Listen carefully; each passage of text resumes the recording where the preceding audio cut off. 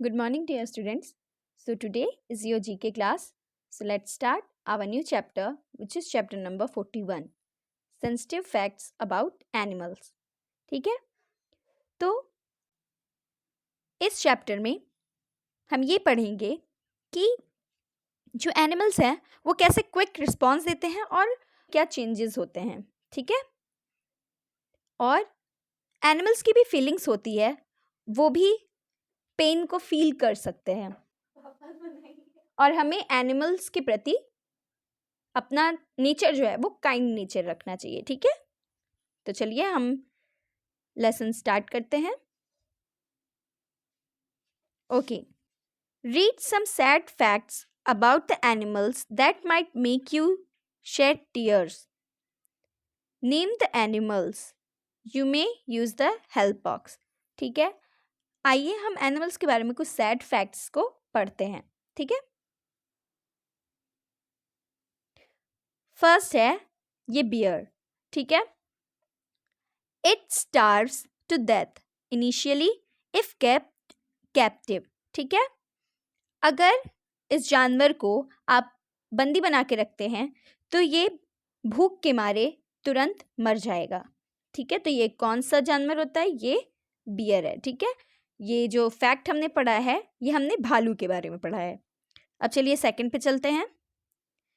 If they are not shared their coats become very thick and some die out of heat exhaustion during summers. ठीक है, ये जो इनकी खाल है, ठीक है, ये या इनके आप कह सकते हो इनके जो हेयर्स होते हैं जो ग्रो करते रहते हैं, अगर इनकी कटाई नहीं होती है तो इनके जो कोट हैं ये बहुत ही मोटे हो जाते हैं और समर डेज में ये हीट की वजह से मर भी सकते हैं.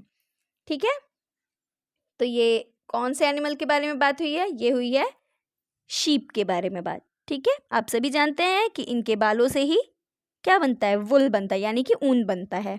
ठीक है, चलिए हम अगले पे चलते हैं. It chews off its own leg to be free if caught in a trap. ठीक है, ये जो जानवर है अगर ये जाल में फंस जाता है तो ये बचने के लिए अपने ही पैरों को चबा डालता है. ठीक है, ये है आपका वुल्फ. ठीक है, वुल्फ ट्रैप से बचने के लिए अपने ही पैरों को चबा डालता है. ठीक है, आइए हम कुछ इंटरेस्टिंग फैक्ट पढ़ लेते हैं.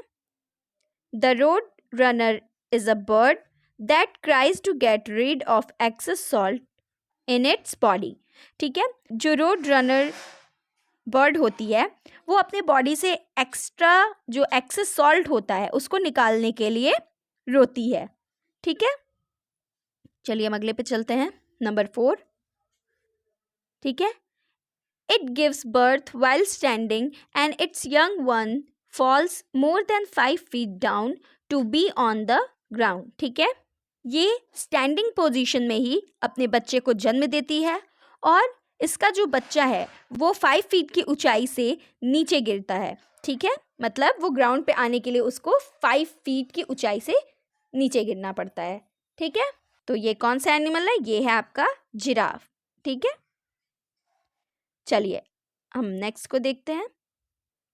5th, most of the young ones never grow up because the colour of their skin makes them stand out to predators.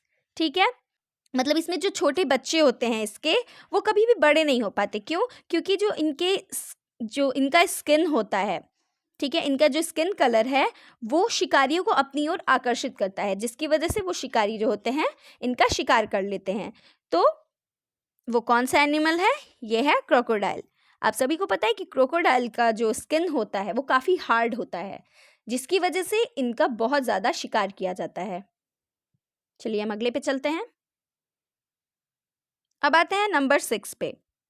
ठीक है, the young ones sometimes mistake their own arm for a tree branch and fall down from the tree top and die. ठीक है, कभी कभी इसमें जो young ones यानी कि इसके जो छोटे बच्चे होते हैं, ठीक है, वो अपने ही आर्म को मतलब अपने ही हाथ को मतलब पेड़ की ब्रांच समझ लेते हैं, जिसकी वजह से वो बहुत ही ऊंचाई से गिर जाते हैं और उनकी मृत्यु हो जाती है, यानी वो मर जाते हैं। तो ये कौन सा एनिमल है जिसके बच्चे ऐसा करते हैं? तो वो है स्लॉथ। ठीक है, और स्लॉथ दुनिया का सबसे स्लो एनिमल है। ठीक है, चलिए हम नंबर 7 पे चलते हैं। The tusk of the male never stops growing and eventually pierce the animal's own nose. They can even go into the brain, leading to a slow and painful death. ठीक है, तो ये जो मेल होते हैं, मेल के दांत कभी भी बढ़ना रुकते नहीं और इसी की नाक को छेदते हुए बाहर निकल जाते हैं और ये ब्रेन में भी जा सकते हैं, जिससे धीमी और दर्दनाक मौत हो सकती है। ठीक है, तो ये कौन सा एनिमल है? ये है आपका बाबिरूसा। ठीक है, चलिए हम 8th नंबर को देखते हैं। This lawn animal in the zoo was killed when the first bomb was dropped on Berlin Germany during the second world war. ठीक है, मतलब द्वितीय विश्व युद्ध के दौरान बर्लिन, जो कि जर्मनी में है, पहला बम गिराए जाने पर जू के इस अकेले जानवर की मौत हो गई थी। ठीक है, तो ये कौन सा एनिमल था? ये है एलिफेंट। ठीक है, चलिए अगले पे चलते हैं। It suffocates to death when it stop swimming. ठीक है, जब ये स्विमिंग करना बंद कर देती है तो ये सफोकेशन यानी कि दम घुटने के कारण इसकी मौत हो जाती है। तो ये कौन सा एनिमल है? ये है ट्यूना फिश। ठीक है, आप पिक्चर्स में देख सकते हैं। चलिए हम नंबर 10 पे चलते हैं। This animal that worked for flipper a television show went into depression and stopped breathing till death. ठीक है, फ्लिपर जो कि एक टेलीविजन शो था, उसके लिए काम करने वाला यह जानवर डिप्रेशन में चला गया और उसने मौत तक सांस लेना बंद कर दिया। ठीक है, मतलब जब तक उसकी मौत नहीं हो गई तब तक बेचारी ये जानवर डिप्रेशन में ही रही। ठीक है, तो ये कौन सा एनिमल था? ये था आपका डॉल्फिन। ठीक है, चलिए हम आगे क्वेश्चंस को देख लेते हैं। Which of the following animal evaporate in sunlight? ठीक है, कौन सा ऐसा जानवर है जो सनलाइट में छुप जाता है? तो वो है आपका जेलीफिश। ठीक है, this animal start eating its own body if it does not find food. कौन सा ऐसा जानवर है जो जिसको खाना ना मिलने पे वो अपनी ही बॉडी को खाने लगता है? तो वो है आपका माउस। फिर आता है which animal lives alone and leaves its place only when absolutely necessary. ठीक है, कौन सा जानवर है जो अकेले रहता है और तब तक अपना घर नहीं छोड़ता जब तक ऐसा करना जरूरी ना हो? तो वो है octopus. The dash eats its own tail for calcium intake. कौन सा ऐसा जानवर है जो कैल्शियम की कमी को पूरा करने के लिए अपनी ही पूंछ को खा लेता है? तो वो है आपका गार्डन लिजर्ड। ठीक है, तो चलिए हम इससे रिलेटेड कुछ क्वेश्चंस देखते हैं। ठीक है, which animal also considered the largest land mammal in the world can not jump. ठीक है, ऐसा कौन सा एनिमल है जो वैसे तो लार्जेस्ट लैंड मैमल माना जाता है लेकिन जंप नहीं करता? तो वो है आपका elephant. Which animal has 3 hearts? तो किस एनिमल के 3 हर्ट हैं? तो वो है आपका octopus. Which animal has highest blood pressure? Highest blood pressure किस एनिमल का होता है? तो वो आपका जिराफ। ठीक है, उसके बाद आते हैं wrinkles on a gorilla's nose is similar to what part of the human body? तो गोरिल्ला के नाक पे जो wrinkles होते हैं तो वो ह्यूमन बॉडी के किस पार्ट को रिप्रेजेंट करता है? तो वो आप कह सकते हैं फिंगरप्रिंट। ठीक है, मतलब गोरिल्ला के नोज पे जितने भी रिंकल्स होते हैं, जैसे हमारे हाथों में फिंगरप्रिंट होते हैं, वैसे ही गोरिल्ला के वो नोज का रिंकल जो होता है वो होता है। ठीक है, चलिए आगे देखते हैं। Which animal does not drink water and survive on metabolism? ठीक है। तो कौन सा ऐसा जानवर है जो पानी नहीं पीता है और अपने मेटाबॉलिज्म के ऊपर डिपेंड होता है, तो वो है आपका कंगारू रैट। ठीक है। फिर आता है which animal does not sleep, तो कौन सा ऐसा एनिमल है जो सोता नहीं है, तो वो है आपका बुल फ्रॉग। ठीक है। फिर आते हैं विच बर्ड कंज्यूम्स ओनली बोन्स, कौन सा ऐसा बर्ड है जो सिर्फ हड्डी खाता है, तो वो है आपका बियर्डेड ईगल। ठीक है। विच मैमल कैन ट्रूली फ्लाई, ठीक है, कौन सा ऐसा मैमल है जो उड़ सकता है, तो वो है आपका bat. Which insect is known for changing its colour, तो कौन सा ऐसा इंसेक्ट है जो अपनी कलर चेंजिंग के लिए जाना जाता है, तो वो है गोल्डन टर्टोइज बीटल। ठीक है। फिर आते हैं अपने लास्ट क्वेश्चन पे, how many times does a hummingbird flap its wings to hover. ठीक है। तो जो हमिंग बर्ड होती है वो अपने पंखों को कितनी बार फड़फड़ाती है, ठीक है, तो वो है 200 टाइम्स पर सेकेंड। तो इस तरीके से हमारा ये चैप्टर ये खत्म होता है। So let's start our new chapter which is chapter number 42, space from exploration to tourism. ठीक है। इस पे हम स्पेस से रिलेटेड कुछ इन्फॉर्मेशंस को पढ़ेंगे और ह्यूमन वापस से मून पे क्यों जाना चाहता है, ठीक है, या वापस से स्पेस में क्यों जाना चाहता है, इस पे भी हम डिस्कस करेंगे।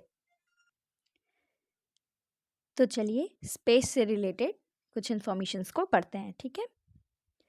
Given below are milestone in space travel. ठीक है। स्पेस ट्रैवल में क्या क्या उपलब्धियां हमने प्राप्त की हैं उसके बारे में पढ़ेंगे।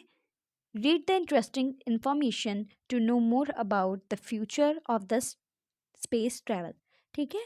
डिस्क्रिप्शंस को पढ़ेंगे और ये जानेंगे कि फ्यूचर में स्पेस ट्रैवल की क्या स्थिति होने वाली है, उस पर भी हम बात करेंगे। चलिए 12 अप्रैल 1961, ठीक है, Soviet unions Yuri Gagarin become the first person in history to reach outer space in a spherical Vostok capsule। ठीक है। 12 अप्रैल 1961 को सोवियत संघ के यूरी गगारिन, ठीक है, एक स्फेरिकल यानी कि एक गोलाकार वॉस्टॉक कैप्सूल में बैठकर बाहरी अंतरिक्ष में पहुंचने वाले इतिहास के पहले व्यक्ति बने। ठीक है। He orbited earth once during a 108-minute flight and then landed safely in a Russian field। ठीक है। उन्होंने एक बार में 108 मिनट की उड़ान के दौरान पृथ्वी की परिक्रमा की और फिर सुरक्षित रूप से एक रूसी क्षेत्र में उतरे। ठीक है। 18 March 1965 cosmonaut Alexei Leonov of Russia made history's first space walk. ठीक है। मतलब एलेक्सी लियोनोव, ठीक है, जो रशिया के एक कॉस्मोनॉट हैं, ठीक है, इन्होंने अपना पहला स्पेस वॉक, हिस्ट्री का पहला स्पेस वॉक 18 मार्च 1965 को किया। ठीक है। चलिए हम आगे बढ़ते हैं। 16 जून 1963 Soviet unions Valentina तेरेशकोवा piloted the Vostok 6 vehicle completing 48 orbits of the Earth। ठीक है। सोवियत संघ की वैलेंटीना टेरेशकोवा ने वोस्टॉक 6 वाहन का संचालन किया। ठीक है।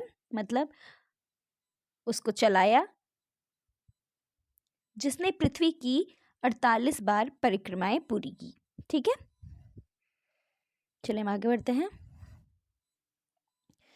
21 दिसंबर 1968 अपोलो 8 सर्कल्स द मून। ठीक है। 8 दिसंबर 1968 को अपोलो 8 ने मून का चक्कर लगाया। ठीक है। फिर आता है 5 मई 1961 NASA astronaut Alan Shepard become the second human visitor space aboard the Freedom 7 vehicle. ठीक है। नासा के जो एस्ट्रोनॉट है एलन शेफर्ड, ठीक है, ये दूसरे ऐसे इंसान बने जिन्होंने स्पेस पे फ्रीडम 7 व्हीकल के साथ अपना सफ़र तय किया। ठीक है, तो उस व्हीकल का नाम था फ्रीडम 7। ठीक है, चलिए आगे बढ़ते हैं।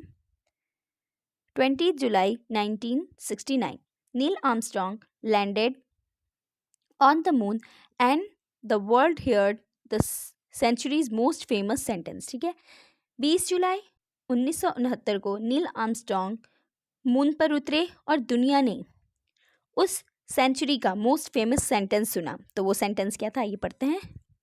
That's one small step for man, one giant leap for mankind. ठीक है, मतलब यह एक आदमी के लिए एक छोटा कदम है, परंतु मानव जाति के लिए एक बड़ी छलांग है। ठीक है, Armstrong and buzz Aldrin hoped around the surface of the moon. Armstrong और बज़ एल्ड्रिन चंद्रमा की सतह के चारों ओर कूदे। ठीक है, मतलब घूमे। चलिए अगले पे चलते हैं। 19 April 1971 the Soviet Union launch the Salyut 1, the world's first space station. ठीक है, सोवियत संघ ने दुनिया का पहला अंतरिक्ष स्टेशन सैल्यूट 1 लॉन्च किया। कब? तो 19 अप्रैल 1971 को। 12 April 1981 NASA's space shuttle Columbia was blasted off. ठीक है, 12 अप्रैल 1981 नासा के अंतरिक्ष यान कोलंबिया को उड़ाया गया। ठीक है, it was humanities first reusable space plan. ठीक है,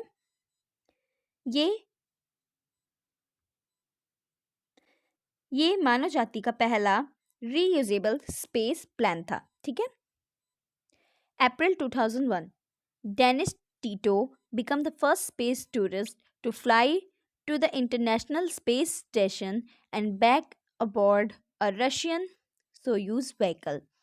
ठीक है, अप्रैल 2001 में डेनिस टीटो अंतर्राष्ट्रीय अंतरिक्ष स्टेशन के लिए उड़ान भरने वाले और रूसी सोयूज वाहन पर सवार होने वाले पहले अंतरिक्ष पर्यटक बने। He stayed in an orbiting lab for 8 days। ठीक है, वो ऑर्बिटिंग लैब में 8 days तक रुके। चलिए हम आगे बढ़ते हैं। Why go back to the moon. ठीक है, तो वापस हम मून पे क्यों जाएंगे? तो human will land back on the moon in the year 2020 but this time they will be staying to build houses and colonies. ठीक है, जो ह्यूमन्स हैं वो वापस से 2020 में मून पे जाएंगे, पर इस बार जब वो जाएंगे तो वो क्या करेंगे, वहाँ पे बिल्डिंग हाउसेस एंड कॉलोनीज, मतलब वहाँ पे वो घर और कॉलोनीज बनाने के लिए जाएंगे। ठीक है, this will be a major achievement for humankind. ये मानव जाति के लिए एक बड़ी अचीवमेंट होगी। ठीक है, this will be possible as humans will create a living and breathable atmosphere on the moon. ठीक है, ये तभी पॉसिबल होगा जब जो ह्यूमंस हैं वो वहाँ पे ब्रीथेबल एटमोसफियर बनाएंगे। They will transform the moon. ठीक है, वो मून की सतह को चेंज करेंगे। This will lead to the road and domes as dwellings. ठीक है, रोड्स वगैरह को डूम्स एंड ड्वेलिंग की तरह बनाएंगे। ठीक है, okay. Sustainable lunar outer post will be created with the support of advanced technology like intelligent robot and nanotechnology will play a major role। ठीक है, मतलब एडवांस टेक्नोलॉजी जैसे कि रोबोट और नैनो टेक्नोलॉजी की मदद से वहाँ पे लूनार आउटर पोस्ट भी बनाए जाएंगे। ठीक है, चलिए हम अगले पे चलते हैं। Space tourism. Space tourism is travel into space for leisure, creation and business। ठीक है, मतलब कि जो स्पेस टूरिज्म है वो वहाँ पे आराम करने, मनोरंजन और व्यवसाय के लिए अंतरिक्ष में यात्रा है। ठीक है, many people find this idea futuristic, काफ़ी लोग इस आइडिया को काफ़ी भविष्य का बताते हैं. But over the years a growing number of professionals have work upon the subject to make this idea a reality. ठीक है, बट कई प्रोफेशनल्स इस चीज़ पे काम कर रहे हैं और इस चीज़ को हकीकत में बनाने की पूरी कोशिश कर रहे हैं. There will be 3 stages of space tourism. ठीक है, स्पेस टूरिज्म के कितने स्टेजेस होंगे? तो 3 stages होंगे. The first phase, in this phase there will be few customers and prices will be high, very high. ठीक है, पहले स्टेज में क्या होगा कि उसमें कुछ ही कस्टमर होंगे और प्राइसेस बहुत हाई होंगी. Facilities will be few but travel will be safe. ठीक है, फैसिलिटी कम होगी बट ट्रैवल जो होगा वो आपका सेफ होगा. The second phase, the demand will rise in this phase. ठीक है, इसमें क्या होगा कि डिमांड और ज़्यादा बढ़ेगी. Prices will be lower, price काफ़ी लो होंगे. Facilities will be more and safety good. ठीक है, मतलब सेकेंड फेज में क्या होगा कि डिमांड काफ़ी बढ़ेगी, प्राइजेस जो होंगे वो लो होंगे और फैसिलिटीज़ भी बढ़ेंगी और आपकी सेफ्टी भी बनी रहेगी. The third phase, the demand will be very high, customers will be many and prices lowest. It will be affordable to the masses. Safety will be good and travel faster. ठीक है, इसमें क्या होगा कि demand भी काफ़ी high हो जाएगी, कस्टमर्स भी काफ़ी बढ़ जाएंगे और प्राइसेस जो होंगी वो लोवेस्ट होंगी. ठीक है, और सेफ्टी का भी पूरा ध्यान दिया जाएगा और जो आपका ट्रैवल होगा वो फास्ट होगा. The time for space tourism has come. ठीक है, अब जो स्पेस टूरिज्म का जो टाइम है वो आ चुका है. इट विल स्टार्ट सून, वो जल्दी ही स्टार्ट हो जाएगा. Grow fast and expand with speed, और ये और तेज़ी से बढ़ता जाएगा. चलिए, tick the correct answer. Which of the following is the first human made object spacecraft to reach the surface of the moon. ठीक है, तो वो फर्स्ट ह्यूमन मेड स्पेसक्राफ्ट कौन सा है जो मून की सरफेस पे पहुंचने वाला पहला है? तो वो है आपका लूनार 2.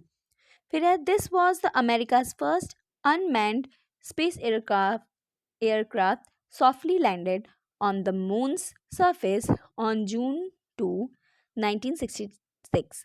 ठीक है, तो अमेरिका का फर्स्ट अनमैन्ड मतलब बिना मानव का स्पेस एयरक्राफ्ट कौन सा है जो आराम से मून की सरफेस पे उतर गया? तो ये है surveyor 1. Which aircraft landed the first humans Neil Armstrong and Edwin Aldrin of the USA on the moon? तो आप सभी को पता है ये है अपोलो 11. ठीक है, विच of the following spacecrafts was launched by the Soviet Union and performed the first successful soft landing on the moon. ठीक है, तो वो कौन सा है? वो है आपका लूना 9. तो इस तरीके से चलिए इसके क्वेश्चंस देखते हैं. Who is the first woman space tourist? तो ये है आपकी Anousheh Ansari. Who is the father of space tourism? तो ये है आपके Dennis Tito. Name the first animal to make an orbital space flight around the earth? तो ये है डॉग लाइका. ठीक है, which launched vehicle was used for the project Apollo? ठीक है, तो कौन सा व्हीकल था? वो था Saturn launch vehicle. Which was the first artificial satellite? तो ये आपका कौन सा था? Sputnik. Which unmanned spacecraft sent by NASA to study the planet Jupiter and its moon? तो ये है आपका Galileo. Which is the India's first lunar probe launched by the ISRO? तो ये है आपका चंद्रयान प्रोग्राम. ठीक है, फिर आता है which country launched the world's first space station? तो ये किसने किया था पहले? Soviet union launched Salyut first on 19th April 1979. Who is the first person to reach outer space in a spherical Vostok capsule?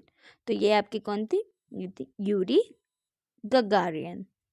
What is the difference between astronaut and cosmonaut. ठीक है, तो astronauts and cosmonauts में different क्या है?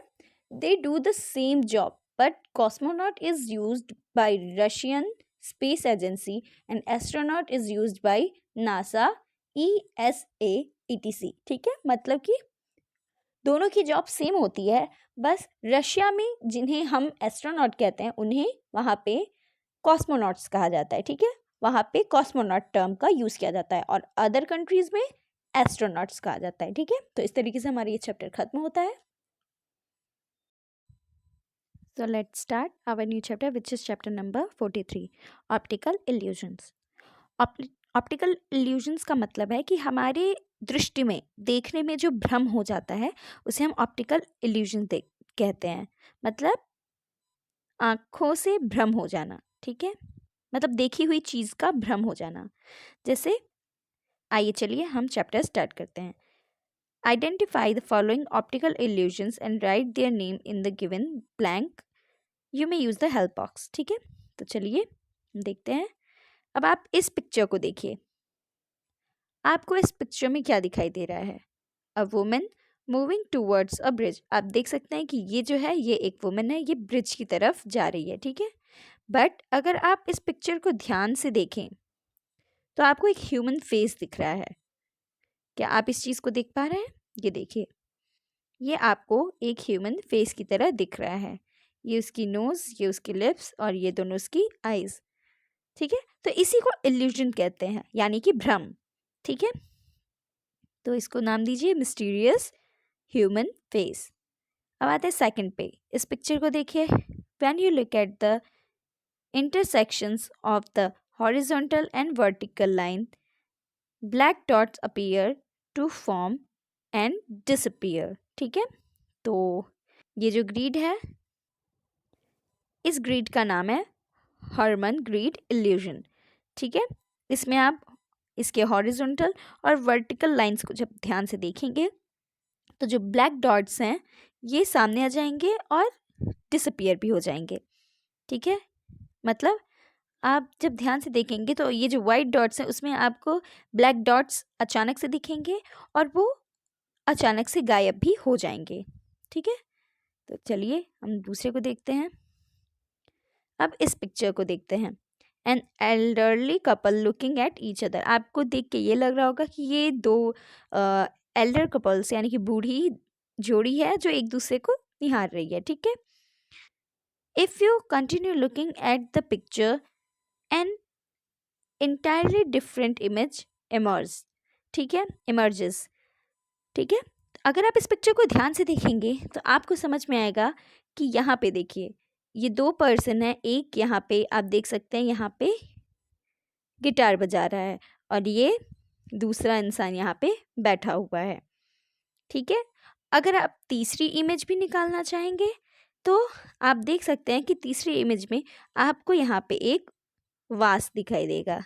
ठीक है, ये देखिए ये आपको एक वास भी दिखाई देगा. तो ये कई पिक्चर्स को इमर्ज करके बनाया गया है. ठीक है, तो इसको क्या आप बोलेंगे? इसको बोलेंगे आप ओल्ड कपल. ठीक है, फिर आते हैं फोर्थ पे. Where two lines cross it does not show which one is behind and which one is the front. ठीक है, ये पिक्चर आप देख सकते हैं. इस पिक्चर में आपको ये नहीं समझ में आएगा कि कौन सी लाइन आगे से क्रॉस कर रही है और कौन सी नहीं. ठीक है, तो ये है आपका इम्पॉसिबल क्यूब इल्यूजन. ठीक है, इसमें आप पहचान ही नहीं पाएंगे कि कौन सी लाइन आगे है कौन सी लाइन पीछे है. ठीक है, चलिए हम अगले पे चलते हैं. Fifth, one seize an inverted white equilateral triangle in front of the three black dices. However, the triangle is not drawn. आपको इन ब्लैक डॉट्स के सामने आपको इन ब्लैक डॉट के सामने एक वाइट इक्विलेटरल ट्रायंगल दिख रहा होगा, बट वहाँ पे कोई ट्रायंगल ड्रॉ ही नहीं किया गया है. ठीक है, तो ये क्या है? इस पिक्चर का नाम है या इस इल्यूजन का नाम है कनिष्का ट्रायंगल।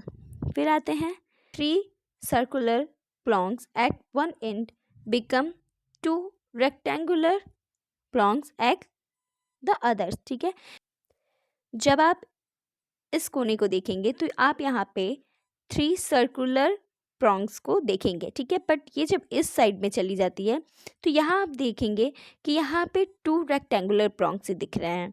ठीक है, तो ये आपकी इल्यूजन ही है। ठीक है, इसको हम क्या बोलेंगे, ब्लेवेट। ठीक है, इस इल्यूजन को हम ब्लेवेट कहते हैं। ठीक है, चलिए अमेजिंग फैक्ट पढ़ते हैं। The Apache head in the rocks located in Abihens, France, is a natural earth illusion where you can view an old man. ठीक है,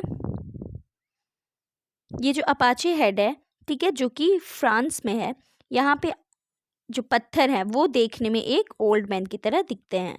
ठीक है, तो इस तरीके से हमारे ये चैप्टर यहीं ख़त्म हुआ। If you have any doubt then ask me.